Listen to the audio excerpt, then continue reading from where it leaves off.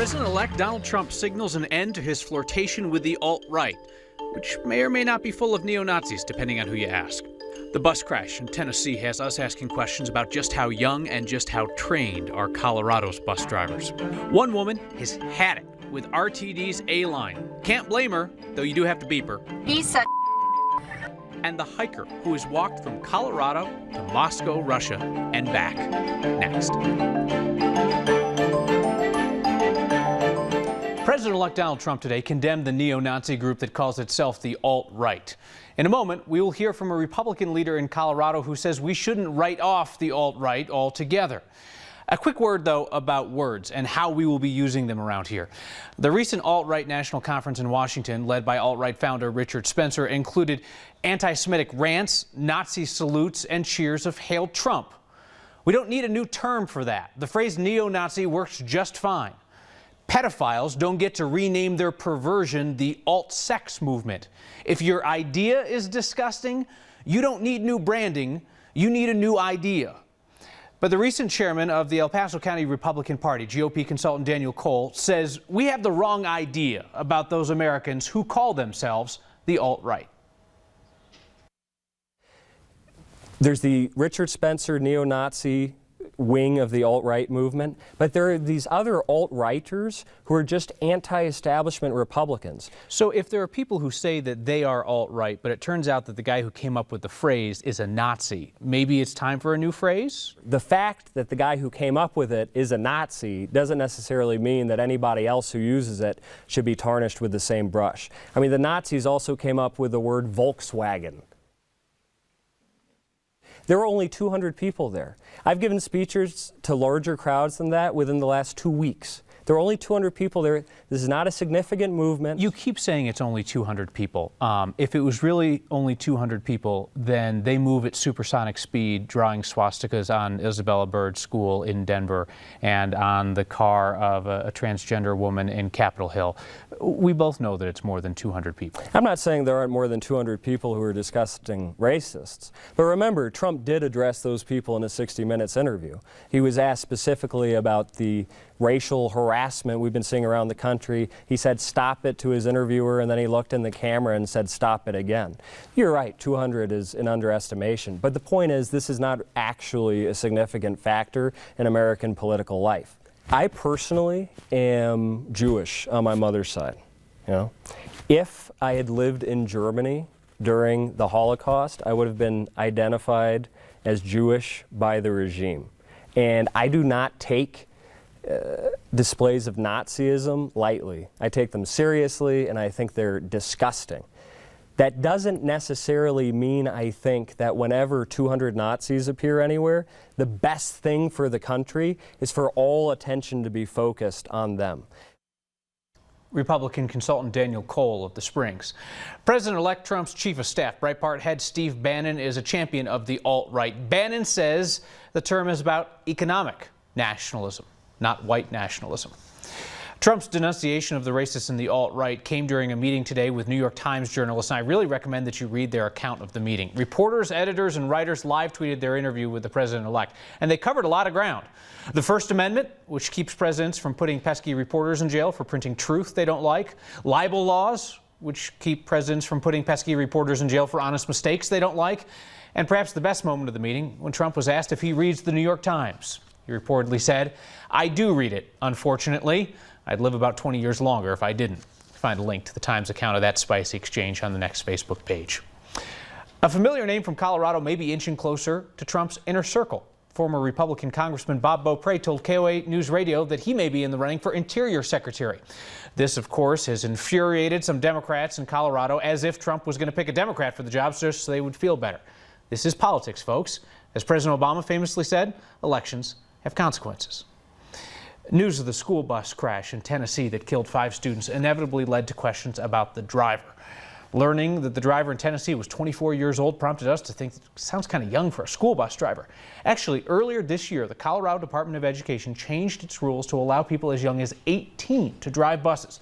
Thought being, 18-year-olds with proper licenses can operate heavy machinery, can drive 18-wheelers in Colorado. Some districts do require their bus drivers to be at least 21, and all bus drivers in our state need a CDL. They must pass driving tests, a background check, physical, and drug tests. Time for a check. Is the A line working today? Our good friend, the train to the plane. Wait for it. Yes, it's working. Look at all those happy people aboard the A line. Now, I've heard some rumors that sometimes the train doesn't run on time, causes delays for passengers as well as out there at road grade crossings. A Next viewer actually recorded a video of her mom stuck at a crossing. And let's just say mom's quote isn't about to show up in an ad for RTD anytime soon. The crossing guard's like, what the Come on, you piece of Oh, Tammy, we love you. And for your daughter Marie for grabbing that video and sending it to us. Something tells me the next day the A-line isn't working, Tammy and her salty mouth might just make another appearance around here for a 3-second commentary. Hey, maybe you're traveling through DIA for Thanksgiving. Instead of hurrying up to wait, the people out at DIA have some suggestions for you. Hello, this is the news, reminding you to arrive early at the airport. We don't need to remind you of that. You're a grown-up, you get it. Here are some tips you could probably actually use. The Pikes Peak lot fills up the fastest, and all of the overflow traffic goes to the Mount Albert lot. You know, in case A-line delays give you the heebie-jeebies. The folks over at DIA say the best times to fly are either the middle of the day or late at night. That's when there are fewer people at the airport. If it's been a while since you've flown, study up. Know what you can and can't pack in your carry-on. Get some quart-sized bags for all those liquids so you don't get stopped in the security line. Oh, and if you're doing a little gift giving, do not pre-wrap your gifts. The TSA hates that, and they will unwrap if they have to search your bag. Our airport friends could not suggest one security line over the other, but they did suggest TSA pre-check. You're out of luck for this week if you haven't already signed up for that, though, so there's that. And here are some ways to make the security line a little easier. Take off your coat. Don't bring a water bottle. Take your laptop out of your bag. And a personal suggestion, put all the stuff you have in your pockets inside your carry-on. Yep, speaking from personal experience here. In fact, I've been the guy who's had to pick up change, receipts, for some reason napkins that fall out of my pocket when I'm emptying out my pockets to go through TSA. It makes the whole process a lot faster if you just shove it in the carry-on. Sure, you're surprisingly limber, I will say. Thank you. Yeah, well, thank you. I appreciate that. I got all that stuff. Yeah, work it out. I had to stretch before I did that. Work it out. Thanks, sir. Hey, so we just found out this week that turkey lockouts are a thing. Not like a factory strike where working turkeys aren't allowed to go to their jobs. That doesn't make sense. Turkeys don't have jobs other than being delicious. No, turkey lockouts is what AAA Colorado calls the seasonal spike each year in vehicle lockout calls. What happens is people have their arms full of shopping bags. They're distracted of all the holiday planning they're doing, and they lock their keys in the trunk along with the turkey. So therefore, turkey lockout. At which point you yell, "Come on, you bleep, bleep, and bleep of bleep." AAA Colorado says dead batteries and flat tires are always the top 2 calls for service, and it is this time of year that turkey lockouts enter the top 3. Shout out tonight to some hardworking college kids who also happen to be exceptional athletes. Air Force, CSU, CU, and Wyoming all bowl eligible this year. Air Force became bowl eligible after a win over Army. CSU qualified for the 4th year in a row after beating New Mexico. CU was eligible for a bowl game for the first time since 2007. We told you all about their run. And Wyoming, bowl eligible for the first time since 2011. If you're one of those Coloradans who maybe moved to the state late, don't have a rooting interest in a local team, come on, pick one. Jump on a bandwagon, any bandwagon. Then go to a game or two even when the fortunes fade. You don't know his face, but if you've been to a big event at CU Boulder in the last 4 decades, he had your back. A sign that they're surfing in Colorado after all. A salute to a friend at 9 News who's headed off to something new. And with so many questions about Thanksgiving travel conditions, we're bringing in Danielle Grant for an innovative new segment we call Weather. Next.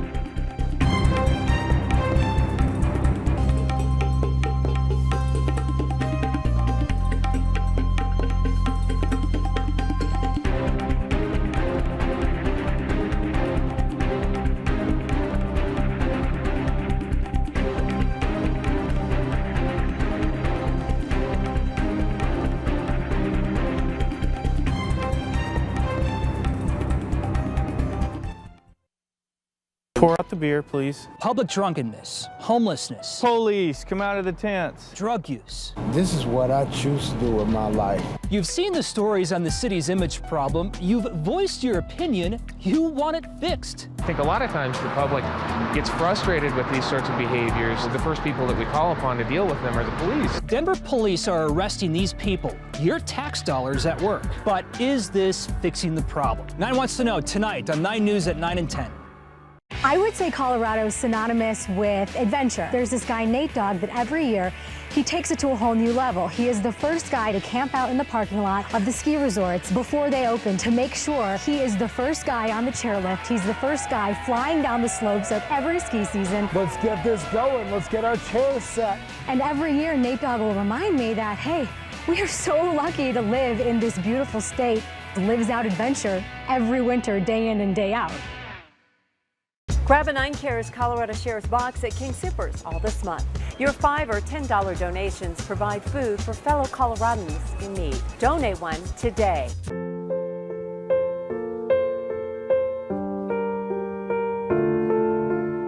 This is why you get by on 4 hours sleep.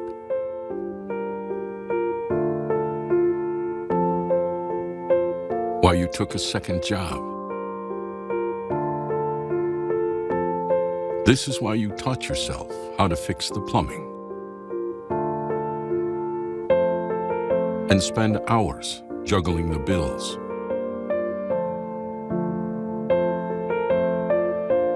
This is why you'll do whatever it takes to keep your home.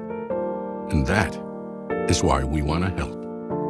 We are making home affordable, a free government resource that can make paying the mortgage easier. Now more options are available. Call 888-995-HOPE to talk one-on-one with a housing expert today.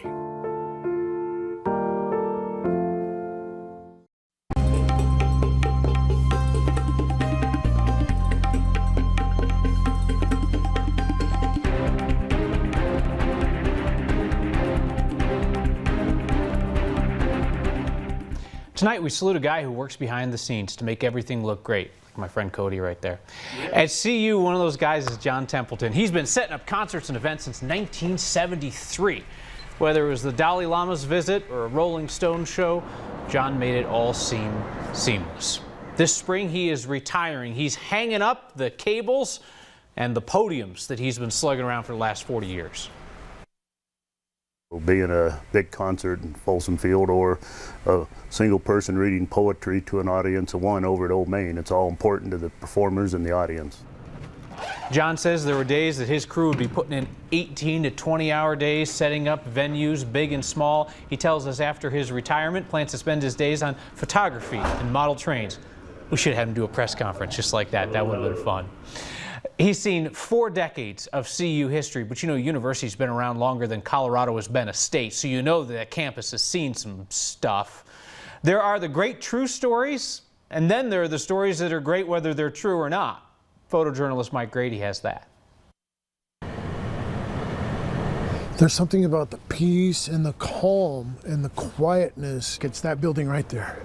You know, when you're a student here, you're so busy with studies and everything, you're like, it can be haunted. Oh yeah, it's very haunted. Hello, my name is Walt Blankenship. I was approached by some students about 10 years ago to start looking at the ghosts of CU. It's going to seem funny to say, but I do believe in ghosts. There are some known ghosts here on the university campus. The most famous is in Mackey. The windows all the way up top, those 2 banks, that is room 304. That is where the murder took place. He smashes her here again, and then he throws her to the ground.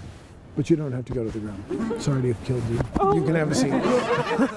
And so they hear her scream. It's a very freaky sound, the kids have said. If I was like alone and I heard something or saw something like that, would just, oh my gosh, that'd scare me out of my wits. I'd run down the stairs, I'd be out the door as fast as I could.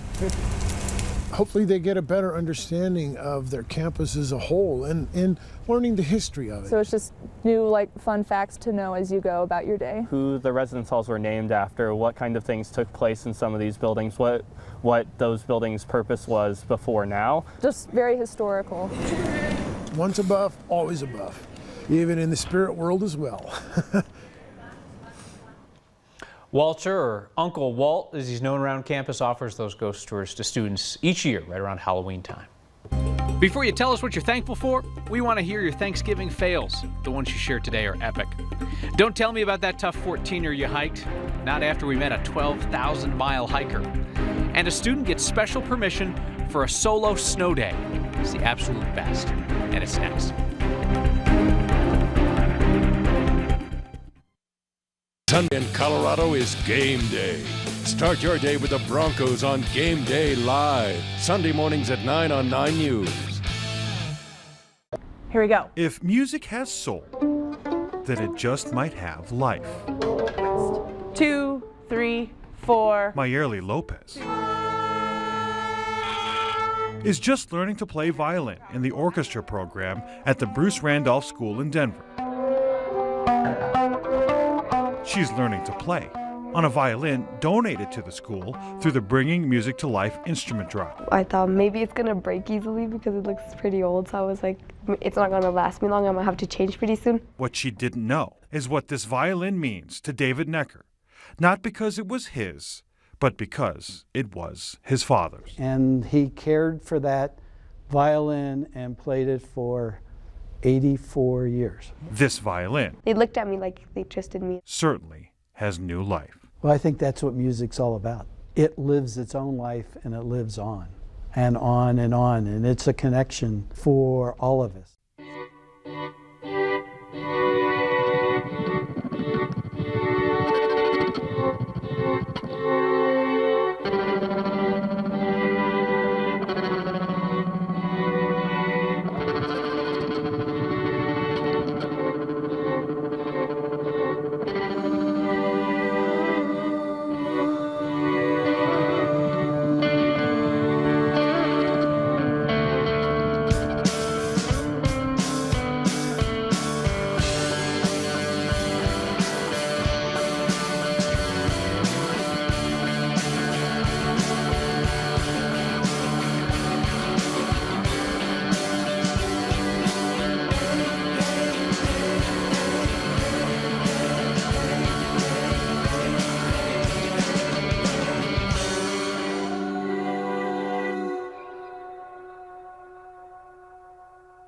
It is crazy how people want to talk about next wherever I am around town. I think we're starting to get the hang of this. And get the viewer feedback. Kyle Clark, News at 6 is the most idiotic broadcast, similar to Dumb, Dumber, and Dumbest. It will be easy to get rid of you. We like the viewer feedback. It's spicy. The nice ones aren't as fun. We'll read those later. Tonight, you have aided and abetted in the destruction of true journalism. I like that. That's dramatic. That's a good one. Together, we're changing the way that people look at news. That's different. Keep the hate mail coming, though, please. Oh, Thanksgiving fails. We just can't quit you. We love your best, worst Thanksgiving stories, your cooking catastrophes, your awkward family gatherings. Our only rule is that they have to be 5 words or less. Let's look at some of the best from today. Raw turkey with potato paste, served up by Ed Ladner, who added the Thanksgiving dinner, ended up being Chinese takeout. There's barbecue sauce will hide everything. Wise words, courtesy of Dallas Miller. Pamela J. Davis, careful this year, don't want to repeat Thanksgiving 73. Cold duck, hugging porcelain god. Different story over at Mairead Nagel's. The turkey did this. And wait for it. Today's prize goes to Joyce Albin. You ready? Band-Aid served with stuffing. Yeah.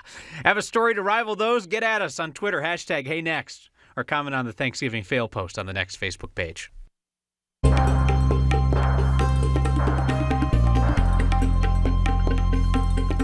Those are so gross and so good all at the same time. Keep them coming. I promise Mother Nature, she will not disappoint you this Thanksgiving if you're staying in Colorado. If you're going elsewhere, I can't help you with that. Look what's going on. Our storm system that just plowed through here early this morning, now long gone. It's affecting parts of the Midwest, bringing them some rain, snowfall in Minneapolis. High pressure building back in, but do you see that storm out to the west? That's making its way into our backyard for tomorrow night. A little bit of light snowfall for the northwestern side of the state. Windy conditions late tomorrow night. So if you're hopping in the car, you're heading out to the airport, it will be gusty tomorrow evening. If you can avoid the roads, I'd say do it. But hey, Thanksgiving is looking pretty nice. The rest of this evening looks pretty good too. Tomorrow morning, we wake up to some sunshine out there. At 5 o'clock, we're still dry. like I said, it's going to be late tomorrow night that snowfall filters into the northern mountains, bringing them right now it looks like 2 to 6 inches. So not a blockbuster storm by any means, but the winds, they will pack a punch late tomorrow night into Thursday. As far as tomorrow goes, mild midweek. How about 52? We'll go with mostly sunny skies here in the city and across the state. We're looking pretty good as well. A little dip in the numbers on Thursday to the upper 40s, 50s and 60s for Black Friday. Into next week, we start to cool things off just a bit. But look at this awesome shot. Wolf Creek, they're calling this their Hail Mary storm, Kyle. They picked up 16 inches of snowfall, and now finally they're opening up on Thanksgiving. Boom, instant winter. Boom. All right, thanks to Grant. Yeah. The most Colorado thing we saw today, if it's not that picture from Wolf Creek, it's the story of the hiker from Littleton who's blown past day hikes, hopped right over 14ers. In fact, Quan Nguyen has hiked about 12,000 miles over the past 2 years. Those numbers are correct, 12,000 miles in 2 years. He's a long-distance hiker. He's hiked the Colorado Trail, the Te Arroyo Trail in New Zealand, the Pacific Crest Trail, the Appalachian Trail, the Continental Divide Trail, the Great Divide Trail, and the Pacific Northwest Trail. He's burned through 17 pairs of trail running shoes in that time. He lives out of tents during his hikes, says he's only slept on a bed about 5 days in the past 6 months. So naturally, a next producer's next question was about the food that fuels those hikes. What do you eat? That is a question I get asked a lot. The food I eat might not be typical. For example, it might sound strange, but I actually go through half a pound of potato chips a day and half a pound of candy a day. And I have to, I'm pretty much eating 5,000 to 6,000 calories per day. And I got hooked to this lifestyle of walking every day, just living outside, living with only your pack on your back. Tell you what, when you're walking that much, you can eat whatever you want. Wynn stores his stuff at his parents' house. He picks up odd jobs in between the hikes, and he's home right now in Littleton, resting. Says he's not sure where he'll be hiking next, but he's eyeing some trails in Europe. It's a sign that someone in our landlocked state imagines themselves a surfer. Denise Blevins spotted this sign in the South Fork of Poudre Canyon. It started out as a pedestrian crossing sign before someone got creative. Of course, now if there's ever enough water to surf down the canyon, then someone downstream is in deep trouble. If you see a sign that gives you a double take, send it our way. Email 9news, next@9news.com, or get our attention anytime with the hashtag HeyNext. We will celebrate the weather that aggravates some of us and also say goodbye to a good friend next. You can feel it in the air. Another Colorado winter is on its way. Time to winterize your kids. Get out those winter clothes now and see what still fits. Boots, jackets, snow pants. Put everything together in labeled bins, along with hats, mittens, gloves, to make those crazy mornings run smoother. And getting your flu shots now could help save you and your kids sick days later. Get your 9 News forecast on the go. Download the app for your phone and tablet. It's free, so get it today. I'm Adela Rakawa, sharing the stories of Colorado. 9 News, everywhere.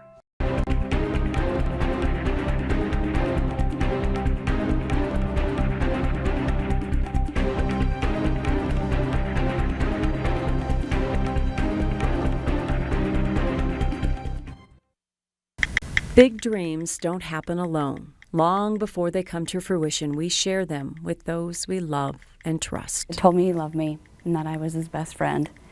And he said, thank you for being my guardian when I needed it and being my mom when I needed to be set straight. Taylor made his list as a teenager. Number 1, join the Army.